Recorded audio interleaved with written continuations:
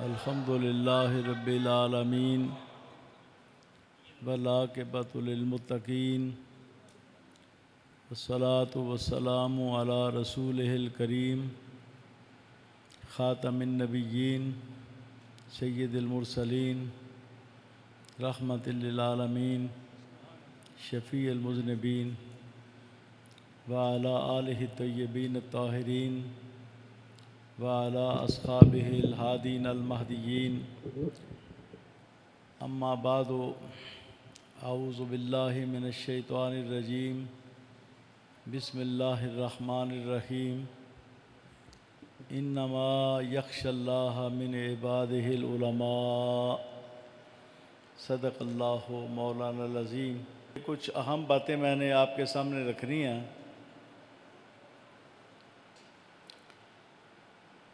سب سے پہلے جو بنیادی نقطہ ہے میری گفتگو کا وہ تو امام احمد رضا خان بریلوی رحمۃ اللہ تعالی علیہ ہیں۔ جب انڈیا میں 1857 کی جنگ آزادی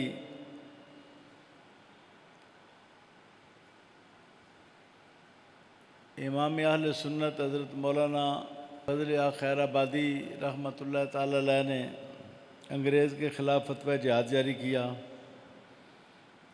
تو اس وقت انڈیا میں انگریز کے خلاف مسلمانوں نے جہاد شروع کیا۔ 1857 کی جنگ آزادی جس کو انگریز غدر کہتا تھا، قادیانی بھی، علماء دیوبند بھی، وہابی علماء بھی اپنی کتابوں میں اس کو غدر کہتے تھے کہ یہ انگریز سے غداری ہوئی ہے۔ تو اللہ تعالیٰ بھلا کرے ان علماء حق کا جنہوں نے اس کا نام جنگ آزادی رکھا۔ اسی سال اعلیٰ حضرت کی ولادت ہوئی بریلی شریف میں۔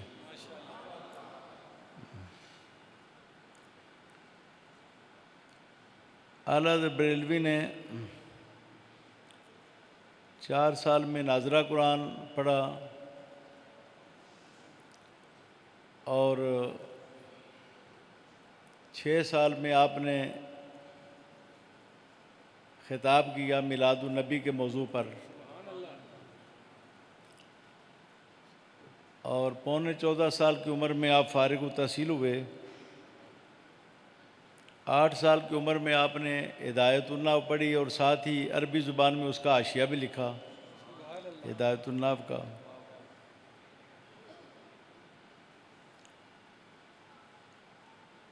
آپ کا حافظہ اس کمال کا تھا، کسی نے خط میں لکھا کہ حافظ احمد رضا خان بریلوی، تو فرمایا میں تو حافظ نہیں ہوں، لوگ مجھے حافظ سمجھتے ہیں۔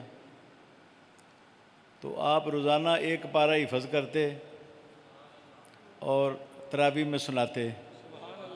رمضان شریف مکمل ہوا اور ساتھ ہی حفظ قرآن بھی مکمل ہو گیا۔ اس سے پہلے امام محمد کے بارے میں یہ روایت ہے، امام اعظم ابو حنیفہ کے پاس پڑھنے کے لیے آئے تو بڑے خوبصورت تھے۔ فرمایا 2 کام کرو، ایک تو ٹینڈ کراؤ، تمہارا حسن کچھ ماند پڑ جائے، تم محل فتنہ نہ رہو، اور دوسرا قرآن پاک حفظ کر لو۔ تو صحیح 8 دن کے بعد امام محمد ٹینڈ کرا کے آ گئے، حسن پہلے سے زیادہ ہو گیا۔ بعض لوگ ٹینڈ کرائیں نا تو ان کا حسن پہلے سے بھی زیادہ ہو جاتا ہے۔ تو فرمایا میں نے تو تمہیں کہا تھا کہ حفظ کر کے آنا ہے حافظ بن کے، تو فرمایا میں نے سارا قرآن شریف حفظ کر لیا 8 دن میں۔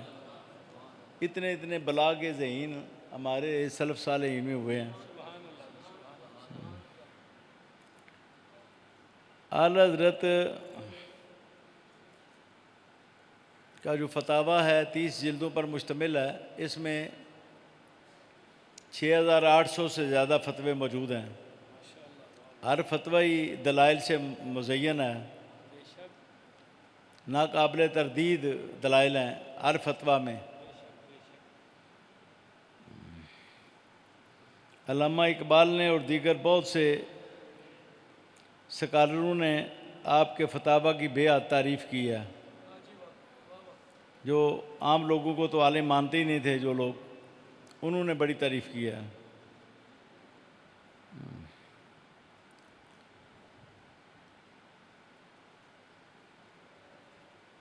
آپ کی جو تحقیقات ہیں، قرآن کریم میں آتا ہے اِلَّمْ تَجِدُوا مَاءً فَتَيَمَّمُوا، اگر تمہیں پانی نہ میسر ہو، پانی نہ ہونے کی وجہ سے، یا تم پانی استعمال نہ کر سکو بوجہ سخت سردی کے یا بیماری کے یا کسی وجہ کے، تو تم تیمم کر لو. تو آپ سے پہلے دور تابعین سے لے کر آپ تک جتنے بھی فقہاء ہوئے ہیں، انہوں نے 74 صورتیں بیان کی. کتنی؟ ان 74 صورتوں میں تیمم ہو سکتا ہے. مثلا ان میں سے ایک یہ بھی ہے کہ درندہ بیٹھا ہوا ہے، شیر بیٹھا ہوا ہے پانی کے پاس، آدمی اس شیر کو بھگا نہیں سکتا، پانی پر قادر نہیں ہے، اس وجہ سے شیر بیٹھا ہوا ہے، تو یہ بھی ایک صورت ہے پانی نہ پانے کی. تو تمام فقہاء نے 74 صورتیں بیان کی. اعلیٰ حضرت بریلوی رحمۃ اللہ تعالی علیہ نے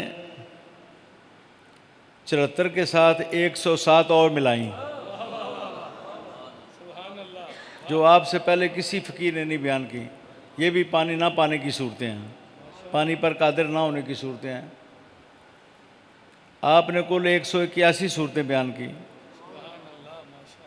جن میں سے 74 پہلے سارے فقہاء بیان کر چکے، اور باقی 107 آپ نے خود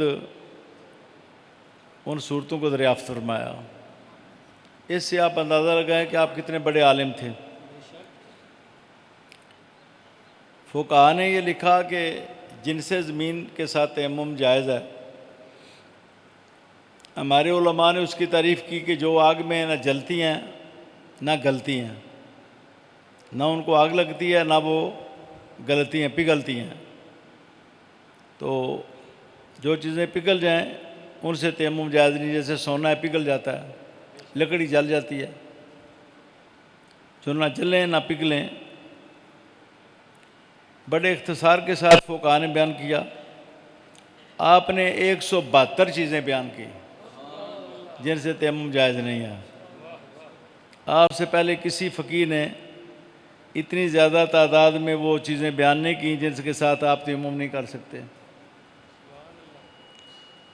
اس لیے میں آپ سے یہ کہنا چاہتا ہوں کہ فتاویٰ رضویہ، یہ لفظ بھی رضویہ ہے، رضویہ نہیں ہے. یہ لفظ رضا ہے، رضا، رضا عربی میں، اردو فارسی میں ہم رضا کہتے ہیں، بے کسر الراء، بے فتح الراء نہیں ہے. یہ ردی یردا ردن باب ہے، ردا. یہ جامعہ رضویہ ہوتا ہے، رضویہ نہیں ہوتا. فتاویٰ رضویہ ہوتا ہے، فتاویٰ رضویہ. درس نظامی تو ایک استعداد ہے، ملکہ ہے. اس کے بعد پھر علم کی عمارت شروع ہوتی ہے. تو آپ جب درس نظامی پڑھ لیں تو آپ فتاویٰ رضویہ کا مطالعہ کریں. فتاویٰ رضویہ میں ایک تو علم میں، فقاہت میں بصیرت پیدا ہوگی، آپ کا علم جو ہے وہ کمال کی طرف جائے گا. دوسرا، آپ گمراہ نہیں ہو سکیں گے. فتاویٰ رضویہ پڑھنے والے آدمی کو کوئی شیطان گمراہ نہیں کر سکتا.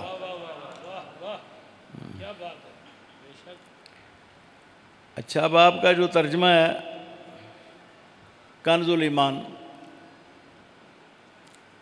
یہ جو 5ویں پارے کے آخری صفحے پر ہے، ان المنافقین یخادعون اللہ وهو خادعهم، مودودی نے ترجمہ کیا کہ اللہ نے منافقوں کو دھوکے میں ڈال رکھا ہے، اللہ دھوکے باز ہے. یعنی یہ جو اہل حدیث کہلاتے ہیں، انہوں نے ترجمہ کیا منافق اللہ سے فریب کرتے ہیں اور وہ یہ نہیں جانتے کہ اللہ ان سے فریب کر رہا ہے، اللہ فریبی ہے۔ علماء دیوبند نے جو ترجمہ کیا وہ یہ ہے کہ منافق اللہ سے دغا بازی کرتے ہیں اور وہ اللہ ان کو دغا دے گا۔ دغا تو عیب ہے، اللہ تعالیٰ کے بارے میں یہ بات طے شدہ ہے کہ اللہ ہر عیب سے پاک ہے۔ ہم تو حضور نبی کریم کو بھی پاک مانتے ہیں، لیکن آپ گناہوں سے پاک ہیں۔ اللہ تعالیٰ تمام ان باتوں سے پاک ہے جو عیب بنتی ہیں الہ کے لیے، الوہیت میں جو عیب بنتی ہیں ان تمام عیبوں سے اللہ پاک ہے۔ حضور نبی کریم بھی پاک ہیں لیکن آپ گناہوں سے پاک ہیں۔ اللہ تعالیٰ عیوب و نقائص سے پاک ہے، اللہ تعالیٰ گناہوں سے پاک، حضور نبی کریم گناہوں سے پاک ہیں۔ تو ان لوگوں نے اللہ تعالیٰ کو دغا باز بنا دیا۔ یہ 5ویں پارے کا آخری رکوع شروع ہوتا ہے، آپ چیک کریں ان کے ترجمے۔ کسی نے کہا کہ اللہ دغا دے گا، کسی نے کہا اللہ فریب کرے گا، کسی نے کہا جی اللہ تعالیٰ دھوکے میں ڈال رکھا ہے اللہ نے۔ اعلیٰ حضرت نے ترجمہ کیا جس کا معنی یہ ہے کہ اللہ تعالیٰ ان کو توبہ کی توفیق نہیں دے گا، غفلت کی حالت میں اللہ تعالیٰ ان کو مار دے گا، اللہ ان کو غافل کر کے مار دے گا۔ ہاں جی، اللہ تعالیٰ ان کو غافل کر کے مارے گا، توبہ کی توفیق نہیں دے گا۔ یہ اللہ کی شان ہے، کسی کو توفیق دے یا نہ دے، لیکن دغا اللہ کی شان نہیں ہے۔ یہ جو دوسرے پارے کے پہلے صفحے میں ہے لِنَعْلَمَ مَن يَتَّبِعُ الرَّسُولَ، مسجد اقصیٰ کا قبلہ جو ہے منسوخ ہوا اور خانہ کعبہ قبلہ بنا، تو فرمایا وہ اس لیے بنایا تھا تاکہ ہم دیکھیں رسول کی پیروی کون کرتا ہے، کیونکہ عرب والوں کے لیے تو مسجد اقصیٰ کی طرف منہ کرنا بہت مشکل بات ہے، وہ تو خانہ کعبہ سے محبت کرتے ہیں۔ تو مسجد اقصیٰ کی طرف جو منہ کرتے تھے حضور نبی کریم کے حکم پر، یہ بہت بڑی آزمائش تھی۔ تو ہم دیکھنا چاہتے تھے کہ کون رسول کی پیروی کرتا ہے، لیکن علماء دیوبند نے ترجمہ کیا تاکہ ہمیں معلوم ہو جائے۔ اللہ فرماتا ہے تاکہ ہمیں معلوم ہو جائے۔ مسجد اقصیٰ اس لیے قبلہ بنایا تھا کہ تاکہ ہمیں معلوم ہو جائے۔ معلوم تو اس کو ہوتا ہے جو جاہل ہو، پہلے جو نا واقف ہو۔ اور ایک اور نے ترجمہ کیا تھانوی صاحب نے، تاکہ ہمیں معلوم ہو جائے۔ کسی نے ترجمہ کیا تاکہ ہم معلوم کریں، کسی نے کیا تاکہ ہمیں معلوم ہو جائے۔ جبکہ اہل سنت و جماعت کے نزدیک اللہ تعالیٰ کا علم اضافے سے پاک ہے، اللہ تعالیٰ کا علم اس بات سے پاک ہے کہ وہ اس میں کوئی نئی چیز آئے۔ اللہ تعالیٰ کا علم ازل ہی سے کامل ہے، اور وہ نہ کمی کو قبول کرتا ہے نہ وہ زیادتی کو قبول کرتا ہے۔ اور جو کہے کہ اللہ تعالیٰ دریافت کرتا ہے یا اللہ سمجھتا ہے یا اللہ معلوم کرتا ہے، وہ پرلے درجے کا گمراہ ہے اور بے دین ہے۔ اب حضور نبی کریم کے حوالے سے سورہ الفتح 26واں پارہ آیت نمبر 2، لِيَغْفِرَ لَكَ اللَّهُ مَا تَقَدَّمَ مِن ذَنبِكَ وَمَا تَأَخَّرَ۔ ان سب نے یہ ترجمہ کیا تاکہ اللہ تعالیٰ اے نبی آپ کے اگلے پچھلے گناہ معاف کرے۔ حضور کا گناہ تو نہ اگلا ہے نہ پچھلا ہے، حضور کا گناہ تو ملے ہی نہیں آج تک کسی کو، کسی شیطان کو، کسی دشمن کو حضور کا گناہ تو ملے ہی کوئی نہیں۔ ان سب نے یہ ترجمہ کیا کہ اے نبی اللہ تیرے اگلے پچھلے گناہ معاف کرے گا۔ اعلیٰ حضرت نے ترجمہ کیا، لیکن اعلیٰ حضرت سے پہلے علامہ فخر الدین رازی نے اس پر بحث کی۔ انہوں نے کہا حضور تو ہیں ہی معصوم، تو آپ کے گناہ کیسے ہو سکتے ہیں جی؟ فرماتے ہیں یا تعویل واجب ہے کہ امت کے گناہ مراد ہیں۔ آپ امت کا پین لیتے تھے، درد لیتے تھے، اس لیے اللہ تعالیٰ نے بظاہر گناہوں کو آپ کی طرف منسوب کیا۔ گناہ آپ کی امت کے ہیں، امت کے لیے چونکہ روتے تھے اس لیے اللہ تعالیٰ نے گناہوں کو آپ کی طرف منسوب کیا۔ گناہ آپ کے نہیں ہیں، آپ تو گناہوں سے پاک ہیں، آپ کی امت کا گناہ مراد ہے۔ اعلیٰ حضرت نے بھی یہی ترجمہ کیا۔ وجدک ضالا فہدی، اس کا ترجمہ غیر مقلدی نے کیا، تجھے پایا بھٹکتا ہوا۔ اور مدرسہ دیوبند نے ترجمہ کیا تجھے پایا بھٹکتا بھٹکتا. اور اعلیٰ حضرت نے دالن جو ہے نا وہ محب کو بھی کہتے ہیں عربی زبان میں, جو عاشق ہو, کسی کی محبت میں اس کو اپنے آپ کی بھی خبر نہ رہے, اس محب کو جو محبت کی انتہا تک پہنچ جائے نا, اس کو بھی عربی زبان میں دالن کہتے ہیں. فرمایا یہاں دالن گمراہ کے معنی میں نہیں ہے, حضور تو گمراہ کبھی ہوئے ہی نہیں. ما ضل صاحبکم, قرآن کہتا ہے کہ تمہارے صاحب کبھی گمراہ نہیں ہوئے. لہٰذا یہاں دالن کا معنی محب ہے. اے پیارے حبیب تمہیں اپنی محبت میں خود رفتہ پایا.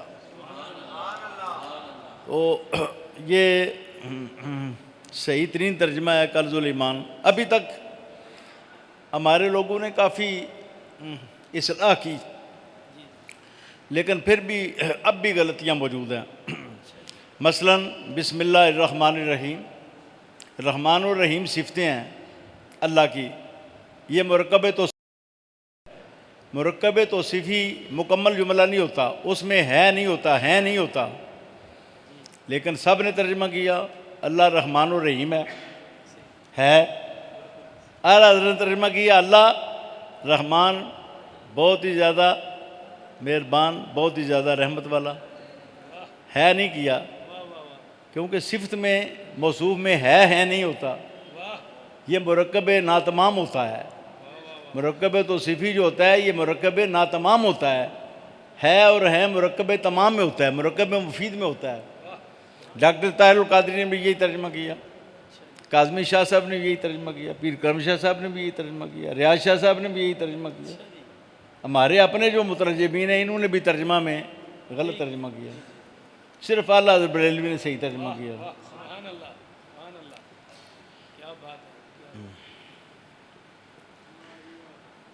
الحمدو کا سب نے ترجمہ کیا سب تعریفیں. اچھا بھائی تعریف کسے کہتے ہیں؟ کسی کی پہچان کرانا.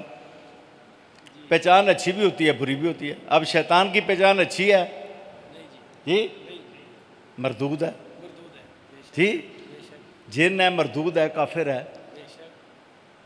کوئی اچھی پہچان ہے جی؟ شیطان کی تعریف اچھی ہے علامہ صاحب جی؟ اور جبریل امین کی تعریف اچھی ہے. تعریف اچھی بھی ہوتی ہے بری بھی ہوتی ہے. تو سب تعریفیں اللہ کے لیے کیسی ہو گئیں جی؟ یہ سب نے غلط ترجمہ کیا.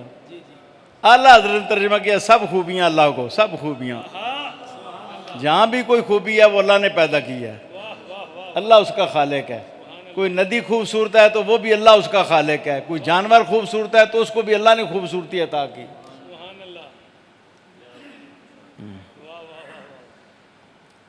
اور تمام محققین نے حمد کا معنی ثنائے خیر کیا ہے. کسی نے اس کا معنی معرف نہیں کیا بمعنی تعریف کے. کسی محقق نے اس کا معنی حمد کا تعریف نہیں کیا. تعریف اچھی بھی ہوتی ہے بری بھی ہوتی ہے. تو اعلیٰ حضرت بریلوی رحمۃ اللہ تعالی علیہ نے ترجمہ کے اندر ہی قرآن کریم کی کمال کی تفسیر کر دی. ہاں کمال کی تفسیر ہے. اب میں آتا ہوں وہ جو علماء دیوبند کی عبارات ہیں. کچھ لوگ کہتے ہیں جی پیر میرعلی علی شاہ صاحب نے یہ فتویٰ نہیں دیا, فلانے نے دیا, فلانے نے دیا. اچھا آپ بتائیں کوئی مسئلہ ہو اس پر علاقے کا کوئی بڑا عالم فتویٰ دے دے, باقی عالم نہ دیں, تو کیا ان کی مخالفت ہوتی ہے یا تائید سکوتی ہوتی ہے؟ اس کو تائید سکوتی کہتے ہیں. ہاں جی, اجماع سکوتی بھی ایک ہوتا ہے. کچھ صحابہ کلام کریں باقی خاموش رہیں, جو خاموش رہے گویا انہوں نے تائید کر دی. تو پیر میرعلی علی شاہ صاحب نے تو تائید کی ہے, انہوں نے تو انکار کیا ہی نہیں فتوے کا. اگر کیا ہے تو دکھاؤ پیر میرعلی علی شاہ صاحب کے کلام سے. ہاں جی, کسی بزرگ نے اعلیٰ حضرت کے فتوے کا انکار کیا ہو, اس پر تو اجماع امت قائم ہو چکا ہے. اور یہ تاریخ کا سب سے بڑا فتویٰ ہے. حرمین شریفین کے 34 علماء ہیں اور بر صغیر کے 268 ہیں, 268, جن میں پیر جماعت علی شاہ صاحب جیسے علماء ہیں. ہاں جی, کتنے بڑے بزرگ تھے, کتنے بڑے عالم تھے, ولی اللہ تھے, حضوری تھے. 268 علماء نے کہا کہ یہ عبارات کفریہ ہیں۔ وہ عبارات میں آپ کو پڑھ کے سنانا چاہتا ہوں۔ یہ 3 عبارات ہیں جی۔ مدرسہ دیوبند کے بانی قاسم نانوتوی لکھتے ہیں تحذیر الناس میں، 100 عوام کے خیال میں اس پر فتویٰ کفر ہے۔ اکثر لوگ یہ سمجھتے ہیں کہ اگلی عبارتوں پر ہے، اس پر ہے بنیادی طور پر فتویٰ۔ 100 عوام کے خیال میں تو رسول اللہ کا خاتم ہونا بہی معنی ہے کہ آپ کا زمانہ انبیاء سابق کے زمانہ کے بعد ہے۔ عام لوگ یہ سمجھتے ہیں کہ خاتم کا معنی یہ ہے کہ آپ آخر میں آئے ہیں، عوام کا خیال ہے۔ حالانکہ عوام کا خیال نہیں ہے، یہ رسول کریم کا اپنا ارشاد ہے، انا خاتم النبیین لا نبی بعدی۔ یہ رسول کریم کا اپنا ارشاد ہے، یہ رسول کریم کا ارشاد ہے۔ فتویٰ کس پر ہے آج سمجھ آئے ایمان۔ یہ کہتے ہیں 100 عوام کے خیال میں، عوام کا خیال ہے کہ خاتم کا معنی آخری ہوتا ہے، یہ عوام کا خیال ہے۔ حالانکہ یہ عوام کا خیال نہیں ہے، یہ سید الانبیاء کا ارشاد ہے۔ بات کی سمجھ آ رہی ہے کہ نہیں آ رہی؟ اس پر فتویٰ کفر ہے کہ رسول اللہ کو عوام میں شامل کر دیا۔ سیاتی بادی ثلاثون کذابون کلہم یزعم انہ نبی اللہ الا وانا خاتم النبیین لا نبی بعدی۔ عوام کے خیال میں تو رسول اللہ کا خاتم ہونا بہی معنی ہے کہ آپ کا زمانہ انبیاء سابق کے زمانہ کے بعد ہے اور آپ سب کے میں اخیر نبی ہیں، یہ عوام کا خیال ہے۔ یہ کفر ہے، عوام کا نہیں ہے، یہ سید الانبیاء کا ارشاد ہے۔ یہ کفر ہے کہ حضور کو عوام میں شامل کیا جا رہا ہے۔ کیا بات ہے۔ آگے والی باتیں پھر بات کی ہیں، حضرت آج سمجھ آئی ایمانداری دی، آ گئی ہیں نا؟ آج سمجھ آئی۔ چلو پہلے پتہ نہیں سی لگتا کہ اندے جو ساکھیا کی ہے۔ جی جی، واہ واہ واہ، سبحان اللہ۔ اچھا جی آگے چلیں۔ آپ نے دریا بہاتا ہے، سبحان اللہ۔ مفتی اعظم رشید گنگوئی کی یہ تصدیق شدہ کتاب ہے برائین قاطعہ، وہ کہتا ہے جی کہ شیطان و ملک الموت کا حال دیکھ کر، یعنی شیطان کے بارے میں ان کا عقیدہ یہ ہے کہ اس کا علم پوری زمین کو محیط ہے اور ملک الموت کا بھی علم پوری زمین کو محیط ہے، لیکن حضور کے لیے ایسی کوئی دلیل نہیں ہے۔ اس سے شرک ثابت ہوتا ہے حضور کے لیے اگر خیال، حالانکہ قرآن کریم کی نصوص موجود ہیں، وَعَلَّمَكَ مَا لَمْ تَكُنْ تَعْلَمْ، جس چیز کا بھی آپ کو علم نہیں تھا ہم نے آپ کو خوب عطا کر دیا۔ ہاں جی، اور پھر وَنَزَّلْنَا عَلَيْكَ الْكِتَابَ تِبْيَانًا لِكُلِّ شَيْءٍ، ہم نے آپ پر ایسی کتاب نازل کی ہے جس میں ہر چیز کا بیان ہے، ہر چیز کا بیان ہے۔ اس دھاگے کا بھی بیان موجود ہے، یہ بھی شے ہے، ہر شے ہے۔ سبحان اللہ، اے میری داڑھی دیکھ کے والدہ بیان موجود ہے قرآن میں۔ ہاں جی، سبحان اللہ۔ محدث اعظم کے ایک دکان پر کتاب خریدنے کے لیے، دیوبندی تھا وہ، جی جی، کہنے لگا آپ کا نام کیا ہے؟ کہنے لگے مجھے مولوی سردار احمد کہتے ہیں۔ ماشاء اللہ۔ اچھا آپ وہی ہیں جو عقیدہ رکھتے ہیں کہ حضور ہر شے کو جانتے ہیں؟ ہاں جی میں عقیدہ رکھتا ہوں، اللہ کی عطا سے آئے، عطا سے آپ جانتے ہیں ہر شے۔ بے شک بے شک۔ اس نے نا نیچے سے ایک تنکا اٹھایا، اٹھا کے دسو منو ذرا، جی حضور۔ چلو ہے ہی سی، اے تے بڑا بڑا تک ہے نا جی۔ انہیں چھوٹا تنکا دکان تو اٹھا کے تو کہتا ہے کیا حضور اس کو بھی جانتے ہیں؟ آپ نے کہا ہاں حضور جانتے ہیں۔ کہنے لگا اس کی دلیل کیا ہے؟ فرمایا کہ اس کی دلیل یہ ہے کہ حضور نبی کریم کی صحیح حدیث سے آپ فرماتے ہیں کہ چند کافروں کے سوا دنیا کی کائنات کی ہر شے جانتی ہے کہ میں اللہ کا رسول ہوں۔ ہر شے میں، ہر شے میں، ہر شے میں، ہر شے میں یہ تنکا بھی موجود ہے، یہ تنکا بھی ہر شے میں موجود ہے، یہ تنکا بھی جانتا ہے میں اللہ کا رسول ہوں۔ تو یہ کیسے ہو سکتا ہے کہ تنکا جانے کہ آپ اللہ کے رسول ہیں اور حضور تنکے کو نہ جانے؟ ہاں جی، یہ کیسے ہو سکتا ہے؟ کیا بات ہے، کیا بات ہے، سبحان اللہ۔ آگے تیسری عبارت ہے اشرف علی تھانوی کی، آپ کی ذات مقدسہ پر علم غیب کا حکم کیا جانا اگر بقول زید صحیح ہے تو دریافت طلب یہ امر ہے کہ اس غیب سے مراد بعض غیب ہے یا کل غیب؟ بعض کا یہ عقیدہ ہے ہمارا، کل غیب کا عقیدہ نہیں ہے حضور کے بارے میں۔ عقیدہ یہ ہے کہ اللہ تعالیٰ نے آپ کو بعض علوم غیبیہ عطا کی ہیں۔ بد خلق سے لے کر دخول جنت تک جتنا بھی علم غیب ہے وہ بعض ہے، کل نہیں ہے۔ کل صرف اللہ کے پاس ہے، کل علم غیب اللہ کے پاس ہے، حضور کا جو ہے نا بعض ہے۔ اور عقیدہ یہ ہے کہ بد خلق یعنی جو مخلوقات کی ابتدا ہوئی اس وقت سے لے کر دخول جنت تک ایک ایک کلی ایک ایک جزئی کا علم حضور نبی کریم کو اللہ نے عطا کیا، اس پر دلائل ہیں باقاعدہ۔ تو کہتے ہیں اس میں حضور کی کیا تخصیص ہے؟ ایسا علم غیب تو زید امر بلکہ ہر سبی و مجنون بلکہ جمیع حیوانات و بہائم کے لیے بھی حاصل ہے۔ شاہ جی کیا بہائم کو علم حاصل ہے؟ علم کی تعریف کیا ہے؟ اصول و سورج شے فی العقل، جی، اور محدثین تعریف کرتے ہیں علم کی کہ علم ایک نور ہے جو اللہ تعالیٰ انسان کو عطا کرتے ہیں۔ بہائم انسان ہے جی، عقل انسان بہائم کو ملا ہے؟ ذویل العقول کون ہے؟ یا جن یا انسان یا فرشتے، اور ان کو علم ملتا ہے۔ اور یہ اتنا پاگل ہے، یہ اس کو حکیم الامت کہتے ہیں، یہ کہتے ہیں جی بہائم کو بھی علم حاصل ہے۔ ہاں جی، بہائم کو تو علم حاصل ہی کوئی نہیں، بہائم تو دیکھتے ہیں، وہ قوت باصرہ ان کو ملی ہے، قوت سامعہ ملی ہے، کوئی تھوڑا سا شعور ملا ہے، تھوڑا سا ادراک ملا ہے، لیکن علم نہیں ملا۔ علم کا تعلق جو ہوتا ہے نا وہ عقل سے ہوتا ہے، اور ذویل العقول صرف 3 مخلوقات ہیں۔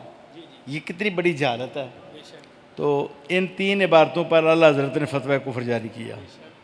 اچھا، اس کے بعد آپ پھر حرمین شریفین میں لے گئے، وہاں کے 34 علماء نے فتویٰ کفر کی تائید کی۔ یہ ایک عالم کا فتویٰ نہیں ہے، حرمین شریفین کے علماء کا فتویٰ ہے۔ پھر مولانا حشمت علی صاحب نے انڈیا کے اندر 268 علماء کے سامنے پیش کیا، سب نے تائید کی کہ یہ واقعی کفری عبارتیں ہیں۔ ہاں جی، اور آج تک اس زمانے میں کسی عالم نے اس فتوے کے سے اختلاف نہیں کیا، بڑے علماء میں سے جو اہل سنت و جماعت کے تھے، ماسوائے دیوبندی علماء کے، سب نے خاموشی اختیار کی۔ کچھ نے اقرار کر لیا کہ یہ فتویٰ درست ہے، کچھ خاموش رہے، جو خاموش رہے انہوں نے بھی تائید سکوتی فرمائی۔ پچھلے دن انہوں نے مجھے جامی صاحب نے دعوت دی کھانے کی، ان کا ایک ہوٹل ہے دریائے سواں کے کنارے پر، وہاں پر ہم اکٹھے ہوئے کھانا کھایا۔ کھانا کھانے کے بعد میں نے ان سے کہا بھئی آپ اعلیٰ حضرت کا جو فتویٰ ہے اس پر کیا مسئلہ ہے؟ کہنے لگے جی ہمارے دادا جی نے تصدیق نہیں کی اس کی۔ میں نے کہا کہ دادا جی نے انکار کب کیا ہے؟ انکار کا ثبوت لاؤ۔ ان کے پاس کوئی انکار کا ثبوت نہیں تھا، کسی کے پاس بھی نہیں ہے۔ ہم نے چیلنج کیا ہوگا، اعلیٰ حضرت گولوڈی نے انکار کیا ہو کہ یہ فتویٰ درست نہیں ہے، بالکل یہ درست نہیں ہے بات، بلکہ ایسی گواہیاں ملی ہیں کہ آپ نے اس کی تائید فرمائی ہے۔ ہاں جی، لیکن میں نے جامی صاحب سے کہا چلو اب نہ اعلیٰ حضرت دنیا میں ہیں نہ خواجہ گولڈوی، دونوں اعلیٰ حضرت کو نہیں، نہ اعلیٰ حضرت بریلوی ہیں نہ اعلیٰ حضرت گولڈوی، دونوں اللہ کے پاس چلے گئے۔ ہم موجود ہیں البتہ، ہاں جی، گولڈوی صاحب کے ماننے والے ہم بھی ہیں، آپ بھی ہیں اعلیٰ حضرت گولڈوی کے، اور اعلیٰ حضرت بریلوی کے ماننے والے بھی بے شمار ہیں دنیا میں جی۔ یہ 3 عبارتیں جو ہیں ان پر کلام کر لیتے ہیں۔ میرا ان کو چیلنج ہے، میں نے کیا، میں نے کہا کہ جتنے علماء بھی ان کو کفریہ نہیں نہ مانتے ان کو اکٹھا کر لو، ادھر سے میں اکیلا آ جاؤں گا، بس اکیلا، دوسرا عالم کوئی نہیں ہوگا۔ الحمدللہ انہوں نے آج تک یہ چیلنج قبول نہیں کیا۔ تو ان عبارتوں کو آپ پڑھیں پھر فیصلہ کریں۔ اچھا، پھر یہ دھوکہ دیا جاتا ہے، کہتے ہیں جی ہم تو نہ بریلوی ہیں نہ دیوبندی، جیسے ہمارے مفتی منیب الرحمان صاحب جی، کیونکہ ہم تو بریلی میں پڑھے ہی کوئی نہیں، نہ رہے ہیں نہ وہاں جنم لیا ہے، نہ ہماری ادھر ولادت ہوئی ہے جی، تو نہ ہم دیوبند میں پڑھے، نہ ادھر پیدا ہوئے نہ ادھر رہے، ہم نہ دیوبندی ہیں نہ بریلوی۔ یہ بات درست نہیں ہے۔ درست بات یہ ہے کہ جن لوگوں نے اعلیٰ حضرت کا فتویٰ مان لیا وہ بریلوی ہیں، جنہوں نے نہیں مانا وہ دیوبندی ہیں۔ یہ درست بات ہے۔ جنہوں نے اعلیٰ حضرت کا فتویٰ مان لیا یہ درست ہے، جنہوں نے مان لیا کہ گستاخ رسول کافر ہے، جس پر اجماع امت جو ہے نا دور صحابہ سے آ رہا ہے، آج تک اجماع ٹوٹا نہیں ابھی تک، گستاخ رسول کافر ہے۔ جن لوگوں نے کہا کہ اعلیٰ حضرت کا فتویٰ گستاخ رسول کافر ہے، درست ہے، وہ بریلوی ہیں، چاہے وہ لالا موسیٰ میں حاجی اقبال صاحب رہتے ہوں۔ جنہوں نے کہا درست ہے وہ بریلوی ہے، اور جنہوں نے کہا درست نہیں ہے وہ دیوبند میں بھی رہتے ہوں یا باہر بھی رہتے ہوں، بے شک دیوبندی ہے جی، وہ دیوبندی ہیں۔ بے شک۔ اس کے بعد یہ عرس منانا تھا داتا صاحب کی مسجد میں۔ جی جی میں نے شیر اسلام سے کہا بھائی وہاں بات کرو سیکٹری صاحب سے، بخاری صاحب سے، تو انہوں نے کہا جی آپ کچھ ہفتے ٹھہر کے کر لیں، ابھی مسجد میں نا داتا صاحب کے عرس کے بعد دوسرے دن ہی نا ٹوٹ پھوٹ شروع ہو جانی ہے، پتھر لگانا ہے اور مسجد بڑی کرنی ہے۔ میں کہ موقع مسجد کو بڑا کر رہا ہے، یعنی پیچھے والی دیوار نکال کے نا جی جتنی مسجد پہلے آئی اتنی اور پیچھے اور مل جائے گی، ہاں جی، تو پتھر بھی اس میں لگایا جائے گا۔ تو آپ یہ ہمیں کام مکمل کر لیں گے، اس کے بعد آپ منائیں اعلیٰ حضرت کا دن۔ واہ بے شک، تو میں نے اس لیے ختم رکھا ہے آج ادھر، سبحان ہاں جی، میرا تو خیال تھا پورے پاکستان کے علماء کو بلاؤں گا میں، ہاں جی، اور یہ اس لیے بھی ضروری ہو گیا ہے کہ اعلیٰ حضرت بریلوی کا جو علم ہے نا، آپ کا جو قلم ہے، کوئی اس کا جواب نہیں دے سکتا، نہ کوئی دے سکا ہے، ہاں جی، ہر شے مبہوت ہو جاتی ہے۔ اب کچھ عرصہ سے پہلے تو کچھ لوگوں کو ٹکے ملے سعودی عرب سے، جی سعودی عرب والوں نے کہا یہ اعلیٰ بریلوی جو ہے نا یہ بڑے زبردست عالم ہیں، ہمارے لیے بڑے خطرناک ہیں، جی جی، ہاں جی، انتظامی امور، ہمارے لیے وہابیہ کے لیے بڑے خطرناک ہیں، وہابیوں کے لیے جی جی بے شک، اعلیٰ بڑے خطرناک ہیں، ہاں جی، تو اعلیٰ کے خلاف کچھ نہ کچھ کرو، چلو وہ کرتے رہے، ان کا اتنا مؤثر نہیں تھا۔ اب ایران سے پیسہ لینا شروع کر دیا اب ہمارے بہت سے لوگوں نے، ہاں جی، ایران سے ٹکے لے کے نا جی وہ پھر پہلے تو انہوں نے حضرت امیر معاویہ کے بارے میں باتیں کی۔ جی امیر معاویہ کے بارے میں بتا دینا چاہتا ہوں کہ امیر معاویہ وہ صحابی رسول ہیں جن پر 20 سال تمام صحابہ اور اہل بیت کا اجماع رہا ہے، آہا، واہ 20 سال۔ واہ، حضرت ابو بکر صدیق کی خلافت 2.25 سال ہے، جی حضرت عمر فاروق کی 10.5 سال ہے، جی عثمان غنی کی 13 سال ہے، جی بے شک، مولا علی کی 4.5 سال ہے، امام حسن کی 6 مہینے کچھ دن ہے، جی اور امیر معاویہ جب تک جنگیں ہوتی رہی اس کو ہم شامل نہیں کرتے 4.5 سال کو یا 5 سال کو۔ جب صلح ہو گئی امام حسن نے کہا میں امت کو مروانا نہیں چاہتا، جی نہ میں امت کو ختم کرنا چاہتا ہوں، بے شک، امت کو میں نے تباہی نہیں میں دیکھ سکتا، واہ میں امت کے لیے ہر قربانی دیتا ہوں سبحان اللہ، اور میں اپنی خلافت چھوڑتا ہوں، امیر معاویہ کے سپرد کرتا ہوں، کیا ہاں جی۔ پھر صلح ہو گئی، مدینہ شریف چلے گئے امام حسن حسین دونوں بھائی، اس وقت شیعہ تنگ کرتے تھے حضرت امام حسن کو کہ آپ نے بڑی کمزوری دکھائی ہے، گالیاں دیتے تھے، ایک نے آپ کو نیزہ بھی مارا ران میں پیچھے سے، آپ بچ گئے، اللہ تعالیٰ نے آپ کو شفا عطا کی۔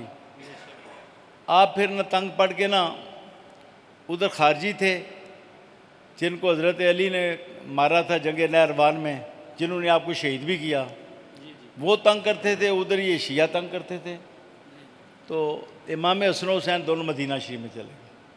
جب مدینہ شریف میں گئے نا تو امیر معاویہ نے دعوت دی کہ آپ دونوں بھائی یہاں تشریف لائیں، ایک تو جو صلح ہوئی ہے سب لوگ دیکھ لیں گے، بیعت ہو جائے گی، دوسرا یہ ہے کہ آپس میں ہمارے اچھے تعلقات قائم ہو جائیں گے۔ تو دونوں بھائی مدینہ شریف سے دمشق گئے اور وہاں پر اجتماع عام ہوا، اور اجتماع عام میں حضرت امام حسن حسین نے بیعت کی۔ ماشاء اللہ، امام حسن اوپر تھے، بہت بڑا تخت تھا، امام حسین کرسی پر بیٹھے ہوتے، جو کرسیاں تھیں نیچے خواص کے لیے، امام حسن نے بیعت کی حضرت امیر معاویہ کے ہاتھ پر۔ اب بتاؤ جس شخص کے ہاتھ پر امام حسن بیعت کریں وہ فاسق ہو سکتا ہے، وہ گمراہ ہو سکتا ہے، وہ برا ہو سکتا ہے، ہاں جی، جس کے ہاتھ پر حضرت امام حسن بیعت کریں، جو جنتی نوجوانوں کے سردار۔ سبحان اللہ، اس بیعت کو جو نہیں مانتا وہ سمجھ لے کہ اس نے دوزخ کا ٹکٹ لے لیا ہے، آہا، ٹکٹ تو امام حسن کے پاس ہے نا، تو امام حسن ان کی بیعت کر رہے ہیں، سبحان اللہ، ہاں جی۔ یہی بات میں نے پیر نصیر الدین صاحب سے کی، مولانا عظیم صاحب اگر نہیں ہیں موجود تھے، چودھری مقصود صاحب بھی، ہم پوری رات ان کے پاس رہے، دعوت دی انہوں نے مجھے باقاعدہ. ماشاء اللہ. ادھر تشریف لائے تھے بیٹے کی فاتحہ کے لیے، محمد علی کی فوت ہوا، تو ہم پھر پوری رات ان کے پاس رہے. اس کے بعد جلدی انتقال کر گئے. حضرت امیر معاویہ پر کلام ہوئی بڑی تفصیلی.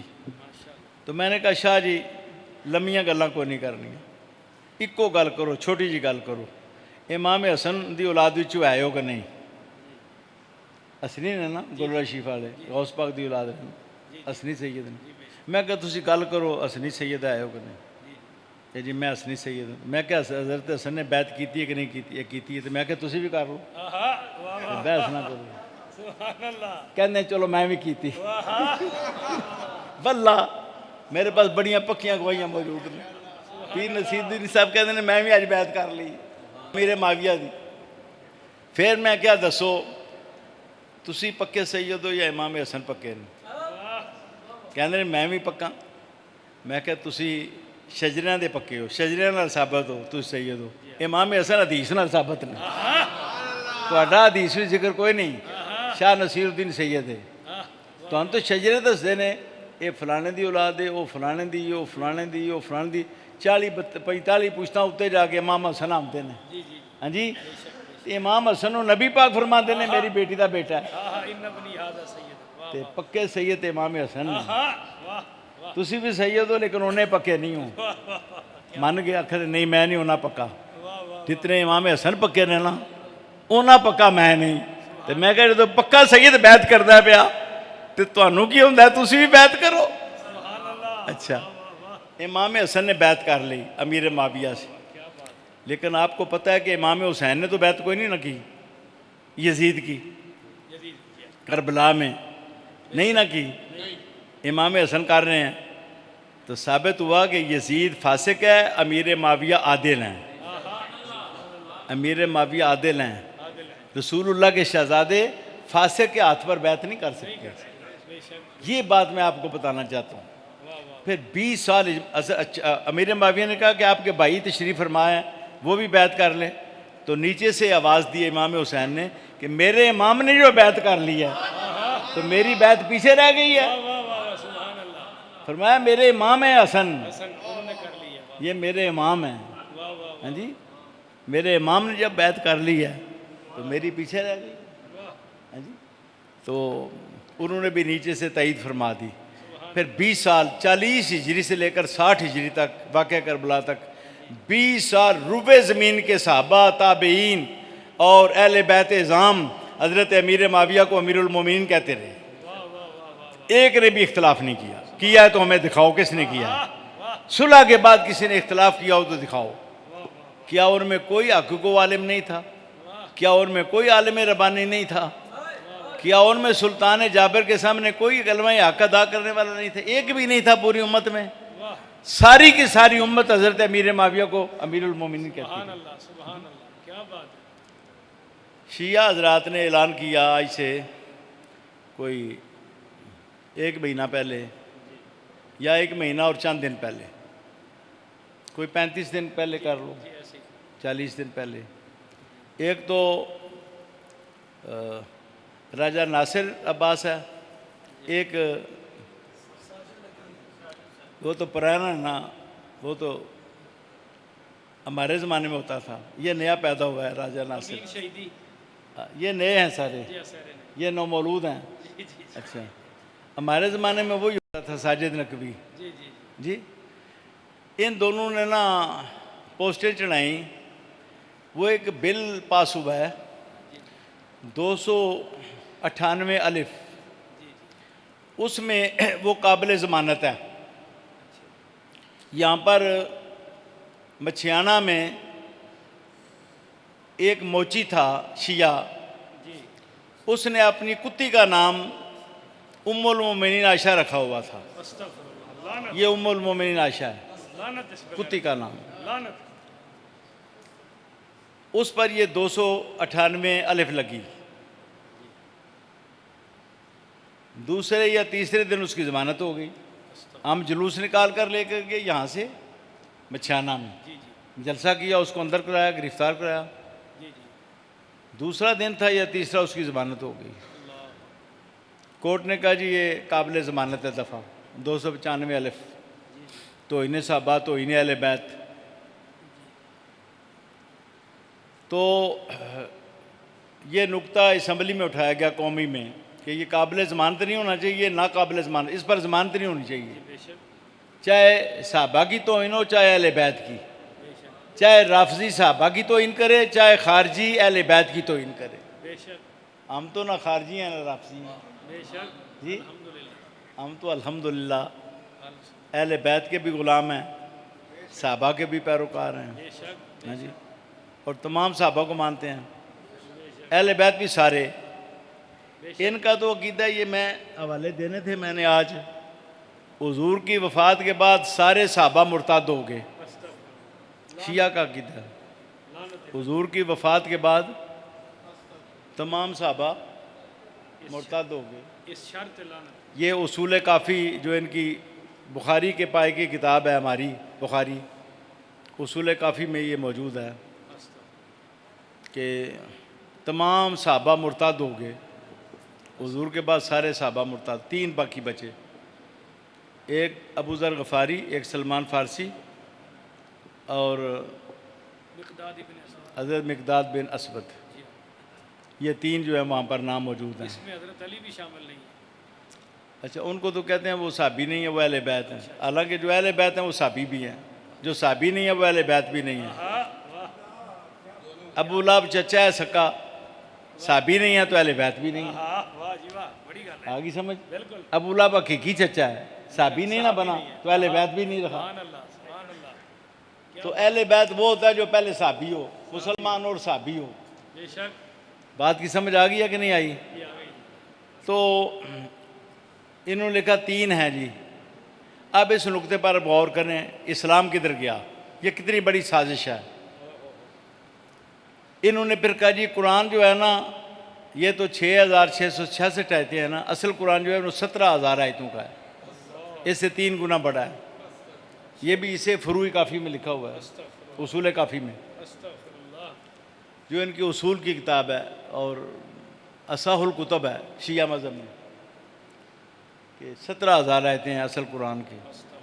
استغفر اللہ. اچھا, قرآن بھی ختم اور حدیث بھی ختم.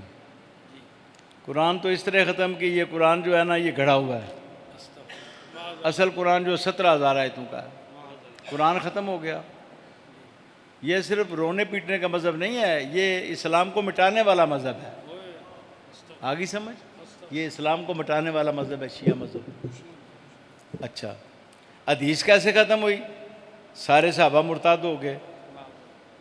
تو جو شخص جھوٹ بولے نہ جھوٹ بولے اور توبہ نہ کرے, ساری زندگی اس کی حدیث نہیں لی جاتی.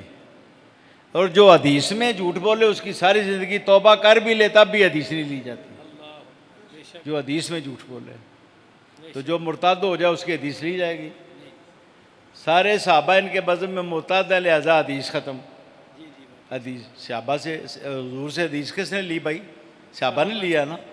صحابہ مرتد ہو گئے, جب مرتد ہو گئے تو حدیث ختم, روایت ہی ختم. اللہ. کافر کی روایت تو معتبر نہیں ہے. بے شک روایت کے لیے تو مسلمان ہونا ضروری ہے, ضروری ہے. اس کے لیے پھر عادل ہونا ضروری ہے, پھر اس کے لیے کبھی حافظے والا ہونا ضروری ہے, بے شک بے شک. حدیث کو یا لکھ کر محفوظ کر لے, اور اس کی روایت شاذ بھی نہ ہو, معلل بھی نہ ہو, جی جی اور سند متصل ہو, بے شک وہ حدیث صحیح ہوتی ہے. بے شک. تو جب کافر راوی ہوگا, سارے ہی کافر ہو گئے, ابو بکر بھی, عمر بھی, عثمان بھی, اور بھی سارے صحابہ, تو روایتیں کدھر گئی جی علامہ صاحب؟ قرآن بھی ختم, حدیث بھی ختم.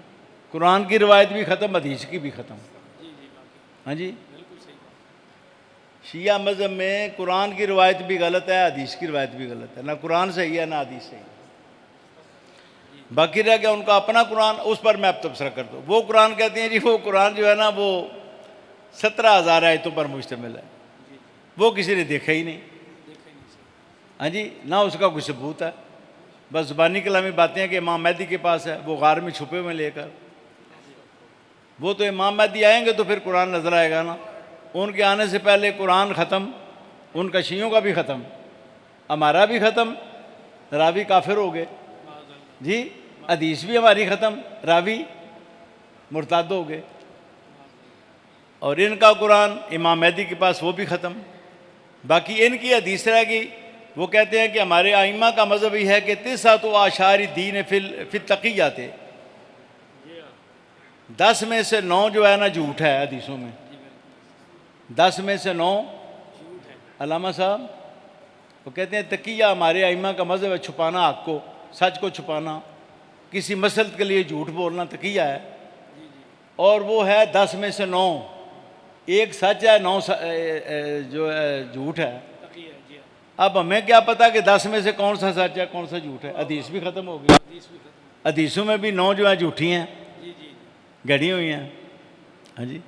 انہی حدیثوں میں یہ کہتے ہیں کہ اہل بیت کے ائمہ متع کراتے تھے، چکلا کراتے تھے، بالکل ان کی کتاب میں موجود ہے، کیونکہ نہیں ہے تو میں دکھاتا ہوں، ان کے شر پہ لعنت، چکلا کراتے تھے ائمہ اہل بیت، چکلا کی اجازت دیتے تھے، ہاں جی۔ یہ ان کی کتاب، یہاں تک کہ حضور کے بارے میں فرمایا کہ جو شخص ایک بار چکلا کرے اس کا درجہ حسین کے برابر ہے، جو 2 بار کرے حسن کے برابر ہے، جو 3 بار کرے علی کے برابر ہے، جو 4 بار کرے وہ میرے برابر ہے، ہاں جی۔ منہاج الصادقین ایران کی چھپی ہوئی معتبر کتاب ہے ان کی، اس میں یہ ہے، نبی پاک کی طرف منسوب کر دیا جھوٹی بات کو۔ یہودیوں سے بڑے کافر ہیں، اس لیے اس مذہب کو آپ لائٹ نہ لیں، یہ بہت بڑی سازش ہے یہودیوں کی، یہودیوں نے یہ مذہب بنایا، بے شک یہودی، اس نے اسلام کا تیہ پیہ کر دیا بے شک ہے، مسلمانوں کا۔ بے شک، اب یہ ایران سے پیسہ آ رہا ہے، اور پیسہ جو ہے یہ بڑی خطرناک بات ہے۔ پتہ ہے عمر بن سعد کون تھا کربلا میں جو ان کا کمانڈر تھا؟ جی جی، یہ عشرہ مبشرہ میں سے سعد بن ابی وقاص، ان کا بیٹا ہے عمر بن عاص، جس کو عمرو کہتے ہیں پروفیسر، لفظ عمر ہے، امر ہے، عمر بن سعد۔ یہ علامہ صاحب یہ فاتح ایران کا بیٹا ہے، عشرہ مبشرہ کا بیٹا ہے، جی۔ تو جب اس نے کہا نا جی ابن زیاد نے